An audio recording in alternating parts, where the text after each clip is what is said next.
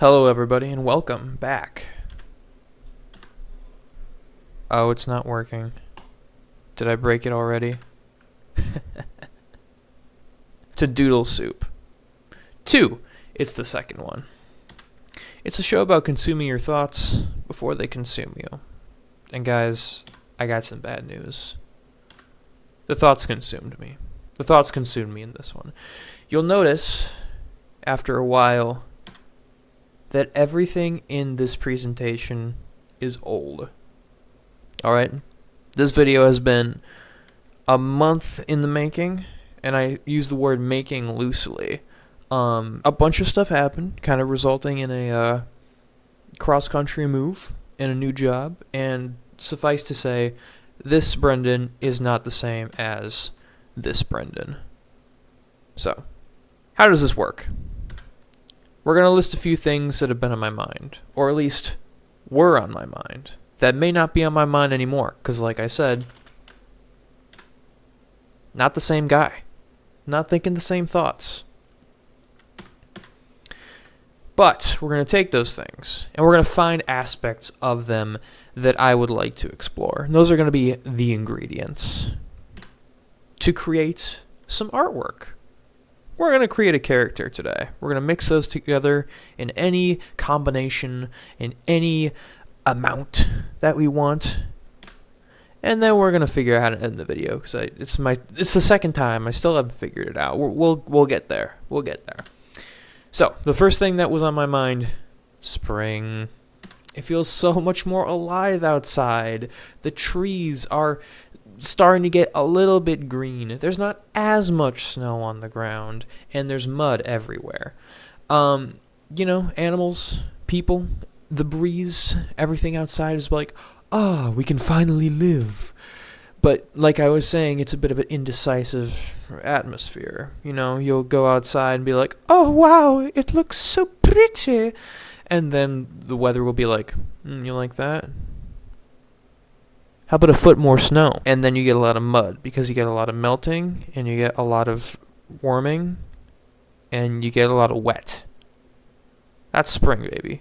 It looks like I am running out of storage on my phone.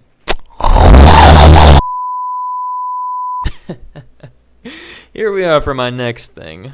Running. That's been on my mind lately.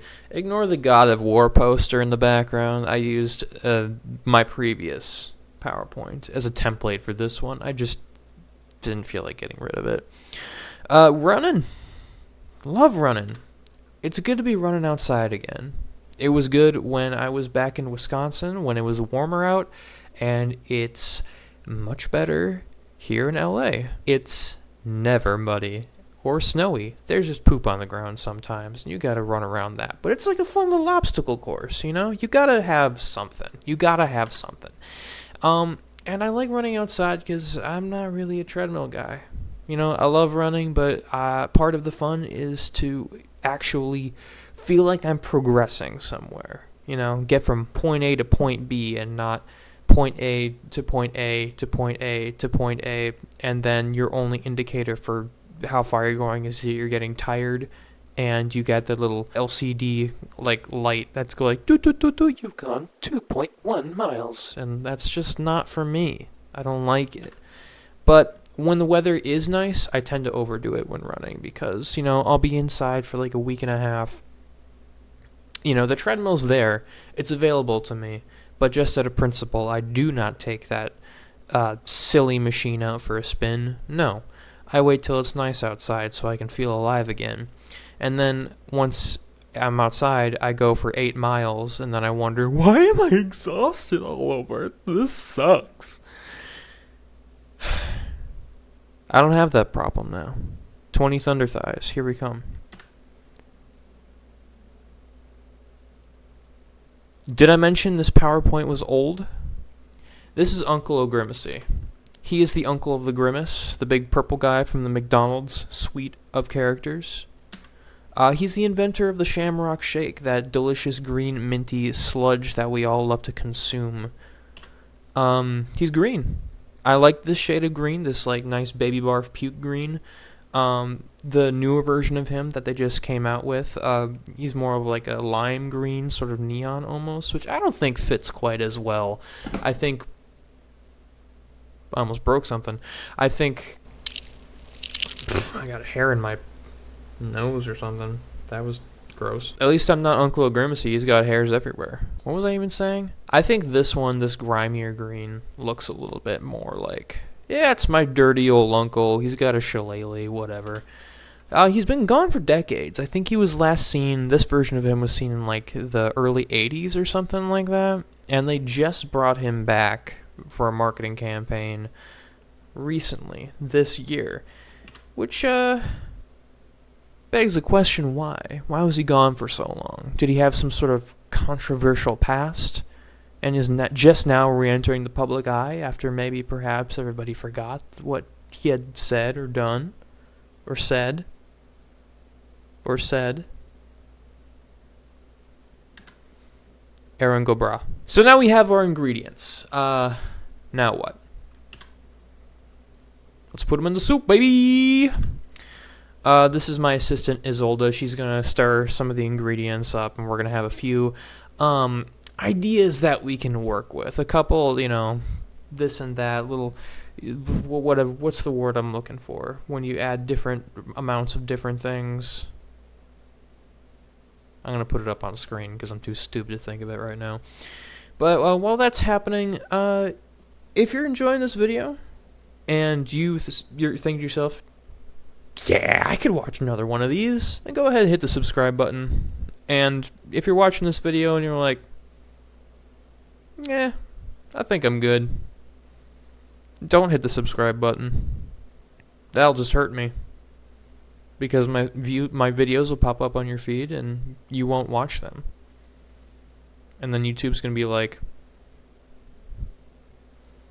get him out of here! Get him out of here!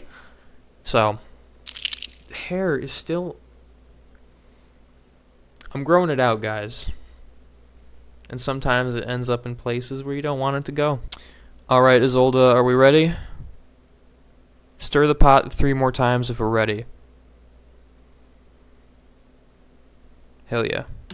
So the first idea that I came up with was this duo of frogs. Oh, we got time lapses. I know how much you YouTube viewers love time lapses in your art videos.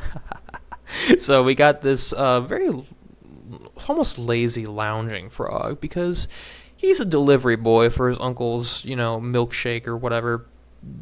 Let's call them energy, like, protein shakes, They're, like, in these little glass containers that look like acorns. I thought that'd be kind of cute. But the thing is, they just woke up from hibernation. And his uncle is like, listen, if we're gonna get people to buy more of these, we gotta be there right when they wake up for the springtime.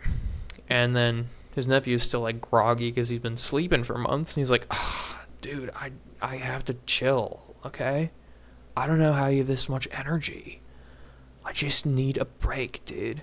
And he's like, no, they're all waking up now. This is our only opportunity. We gotta get our foot in the door. It's like when they introduced Coca-Cola to Berlin. They shoved it through the wall. We gotta shove it through the wall. Sort of like that. You get it. Option number 2. We got a basilisk lizard. Those are the little lizards that run across the water super fast. It's really funny to look at when you are using your eyeballs. Grammar, it's a passion of mine. And this one has a camera and a little pencil in its head flaps because it's like a journalist. I thought it'd be fun if it was like running around the jungle looking for stories, looking for scoops. And option number 3, we have this mecha leprechaun, a mechlacon. Definitely works. So this has been in a bog for centuries, probably. This magical construct built only to bring the downfall of the British Empire, built by any manner of magical beings, so that their reign of colonialism ends and the entire country is brought to rubble, except it's been in a bog for centuries, so the mechanisms are a little rusty, a little rundown. So basically, it fires up and goes, Death to the British. and then it shuts down, and like a couple days later, it'll wake up like, Where was I? Death, death, death, death, death, death, death. and then it shuts down again, and it just keeps doing that. So it's, it's on its way to destroy the British, but it's taking its time. There's a lot of gunk, bog water, you could say, in its circuits. So just have some patience. All right. So the way this works is we have our 3 different options on what to explore further in other artworks, and we have our friend Aaron the Arrow. Say hi, Aaron. I know you said it, and I thank you for it. And he's going to decide for us. You ready? 3, 2, 1, go.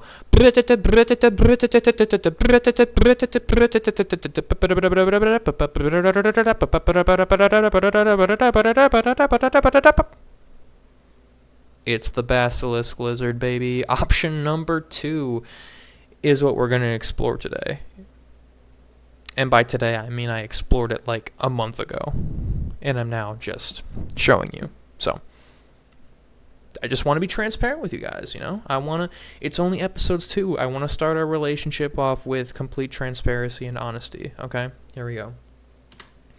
So, here's a picture of a basilisk lizard in real life, and I decided, let's just make it a little fun. Let's, have a little journalism, a little, he's chill. He's not super professional, but he's out in the field, so he's got a Hawaiian shirt on because I don't know. He's got that vibe. He's got glasses on. He's out there among the people finding the scoops, and maybe he's not the high class, big huge stories journalist type. Maybe he's a tabloid writer where he's going from place to place and skittering across the water because he needs a quick getaway because he saw some spider monkey who did something embarrassing or something illegal. I don't know. And needs to get out fast so he can write this thing. But then I started looking at 80s businesswoman suits, and I really liked that vibe. And so I'm maybe this basilisk lizard is a girl. It's a girl lizard. And she is a tabloid writer.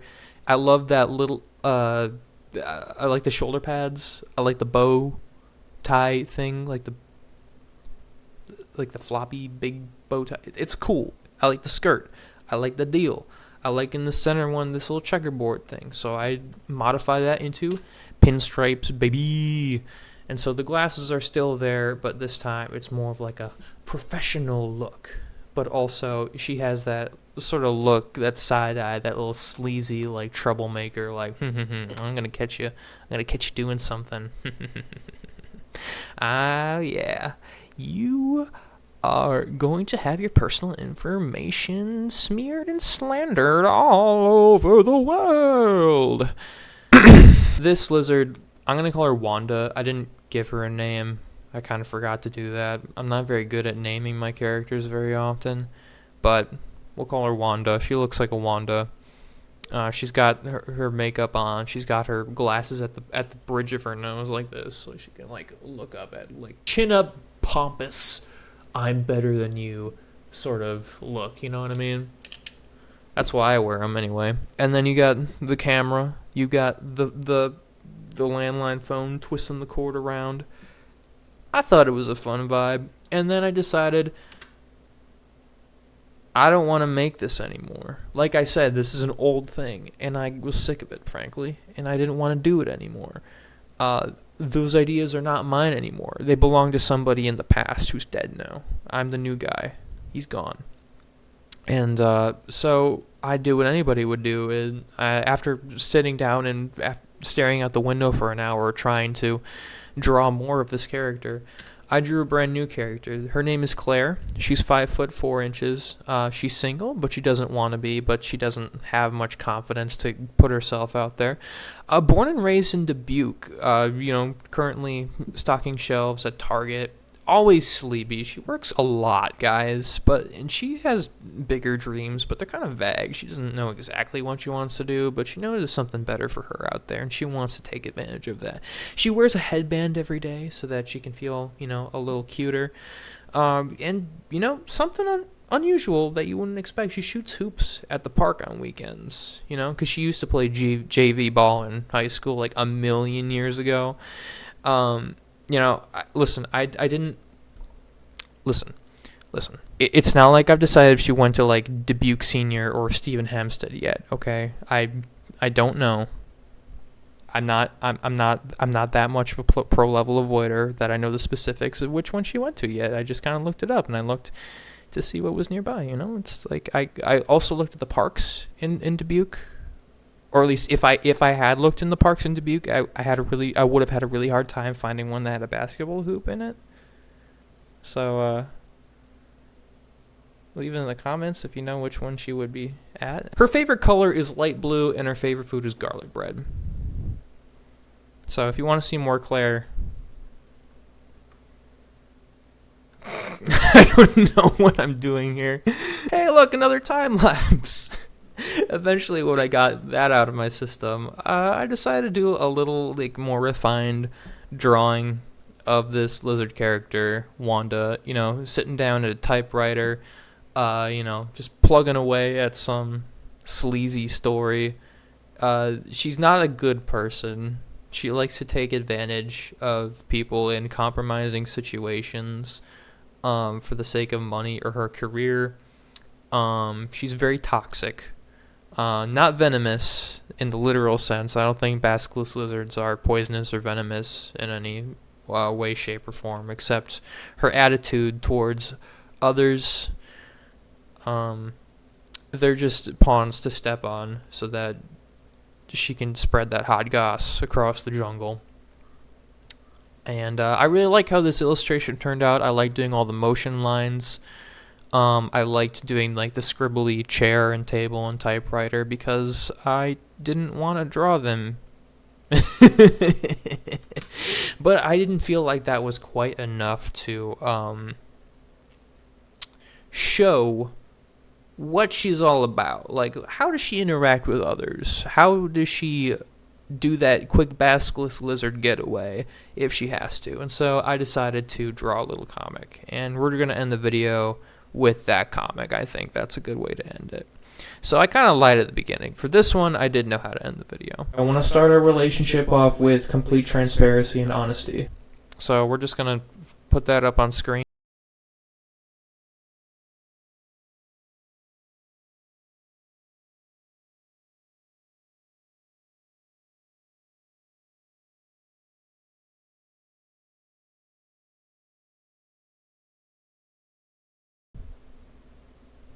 Bye.